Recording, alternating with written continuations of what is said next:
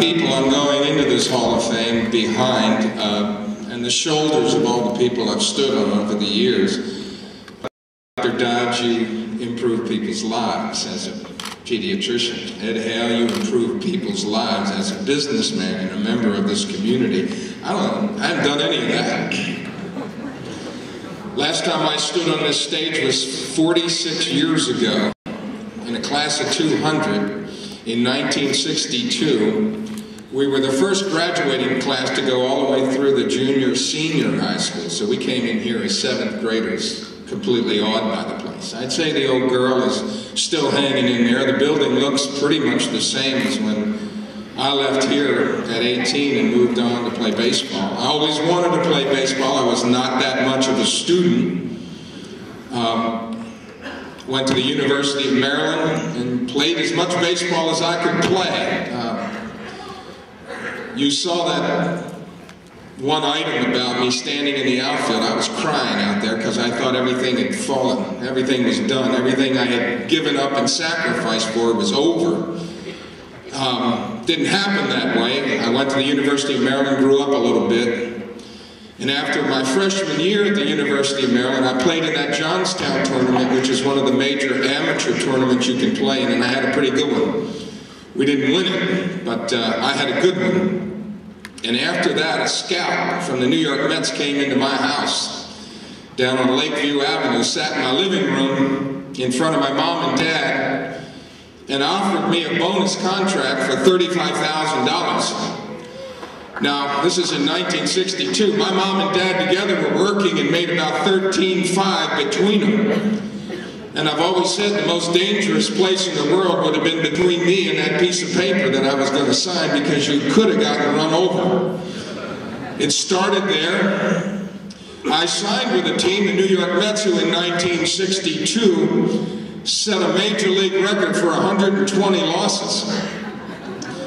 It is still the high water mark for frustration and incompetence, but I was a New York Met, and I was with them, and in 1965 I got to the big leagues, and I played for the first manager, Casey Stengel.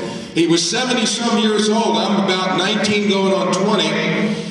In 1965, I'm 20 going on 21, and Casey Stengel is in his mid-70s. We're both wearing the same uniform. And we're going to lose more than 100 games in 1965, too. The joke back then was we used to celebrate rainouts. Because when you lose more than 100 games, any day you don't get your butt kicked is a good day. So if it wants to rain, fine.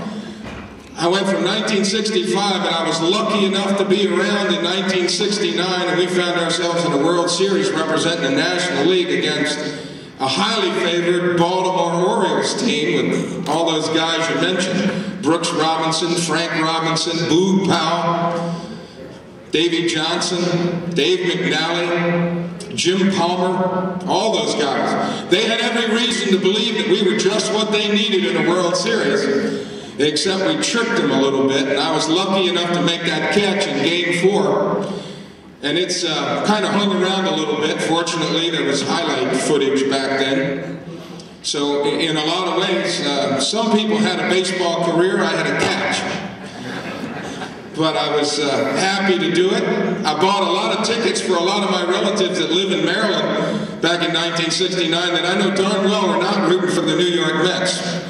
But we got the last laugh. My career ended. I was an average baseball player who was just lucky enough to play in the big leagues.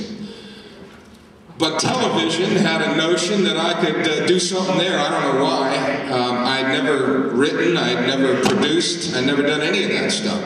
It's like handing a guy a violin and running him out on the stage and saying, here, play something. So it was pretty embarrassing and pretty difficult, but you know, you struggle through when you have to do it, because I needed a job after baseball. It is not like today when you could retire and, you know, after a couple of years in the big leagues. Back then, you needed to do something, and I had a family, my 2 sons. I'm still married to that woman you saw in the picture. 43 years later, my kids. Believe me. What she finds amusing after 43 years is a mystery to me, but we're together. My two kids are in their early 40s. I have 6 grandkids, and they're the joy of my life. And I got to do so many things that I never thought were possible. And I've met a lot of interesting people and accomplished people.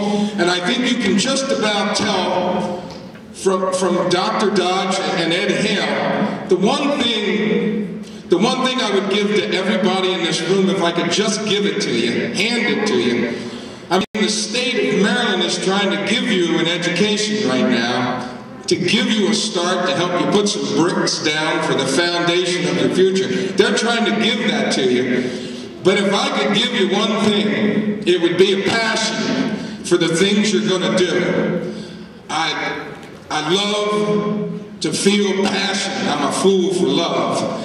And I think it makes you better at any of the things you're going to do. That passion for what you're going to do. Look for it. You can't always start out doing things that you're in love with. But if you're searching for it, I think it'll lead you to things that fulfill you in a good way. You won't profit from all of them, but you may. Some of them will just make your life a little more grand, a little more wonderful, and fill it full of things that are wonderful little surprises in your life, the things you can't do. In this world now, you don't want to make decisions early in your life that are going to limit your horizons before you know a few things, before you know a little bit about how things work. And the only way you can find that out is to be honest with yourself, ask good questions, and try to chase those things that you enjoy, that you love, that are about you. You've got to be honest with yourself, honest with everybody else. It matters how good your word is, and be the best person you can be. And believe me, that stuff sounds like a cliche, but it works. It's the best thing I can give you. You're coming from a great place. Sparrows Point's giving you a good start, and the rest is in your hands. And I just want to thank you. It's been my pleasure to be here. There's some people out here who are going to end up standing up here a few years from now and try to figure out how to motivate a group of good-looking young people. We know this much. You're smart enough. The most primitive hunter-gatherer on some island in the Philippines, Mindanao, or wherever, has the same brain you do and is capable of comprehending the universe. So you're smart enough, and the rest of it's in your hands. You're lucky to be at this high school, and I just hope you all can make the most of it. Thank you for honoring me. Thanks for being with you, Ed.